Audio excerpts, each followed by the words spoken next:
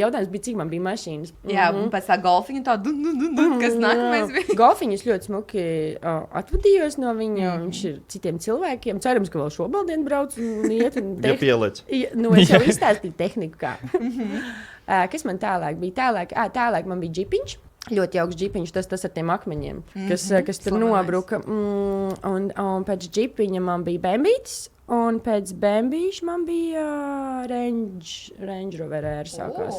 Oi, Jā.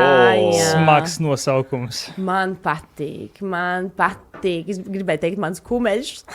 Tā gribēju pateikt. Patīk man viņš. Melnais princis man ir dievīgs.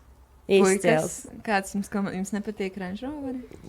Range Rover ir zināmi ar savām kaitēm un vājiem punktiņiem. Cimperlīgi, jā. Man sunim otrais vārds ir Cimperliņš, jā. Tad jau nebūs problēma. Viņš ir dots Range Rover vārdā?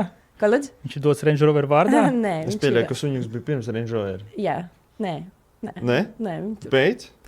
Pēc, jā. Tad ir Range Rover vārdā. Mēs atklājām šo mistēriju. Ir Cimperlīgi, piekrīt. Bet tu minēji arī Mustangu? Kāds? Mustangu Fordu? Man ir Fords Mustang. Wow, kura gada? Tas nav tas elektro, tas ir tāds Lanas Del Rey style, bet ne no 60. No 2000. Nē, man liekas, tajos gados Fords Mustangus ražoja. Es tev saku. Jā, Viņš ir to apaļo purniņš sanāk? Jā, viņš tāds cute. Ļoti smuks kabriolets. Jā, un V8 laikam motors. Tas bija tas lepnums. Jā, ir tas Tas ir obligāti jābūt. Pa kluso centru, un es redzu tos skatienus. Cilvēki atskatās, kas tur trokšņoja. Kas ar telefoniem filmē.